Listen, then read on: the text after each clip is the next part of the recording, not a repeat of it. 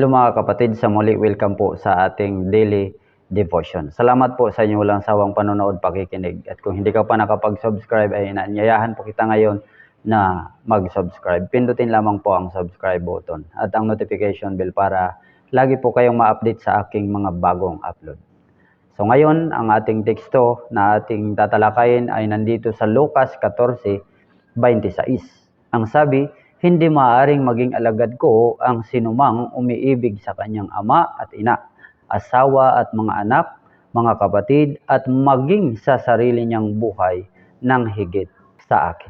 So ang message po mga kapatid na ating tatalakayin, ang pagiging tunay na alagad.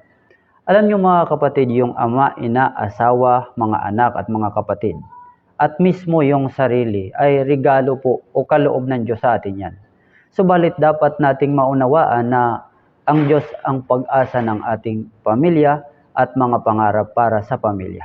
Sa usapang paglilingkod, dapat akayin natin yung ating mga mahal sa buhay na makilala nila si Jesus bilang Panginoon at tagapagligtas.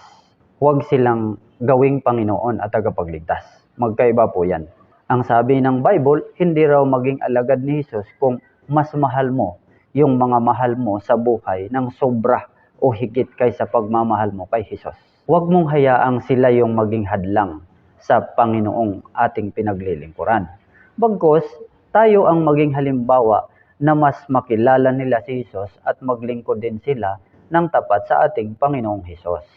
So ang ating application po ngayon, ang una, ipagitna si Jesus at unahin si Jesus sa buong pamilya. At number 2, laging idulog yung ating mga mahal sa buhay sa Diyos at laging manalangin na lagi niyang ingatan at bigyan ng magandang kalusugan ang ating mga mahal sa buhay. Number 3, huwag silang gawing Panginoon at huwag hayaang sila ang maging hadlang sa paglilingkod. Bagkus ay ipakita ang magandang halimbawa na sila rin ay maglingkod ng tapat kay Jesus at sama-sama ang lahat sa paglilingkod.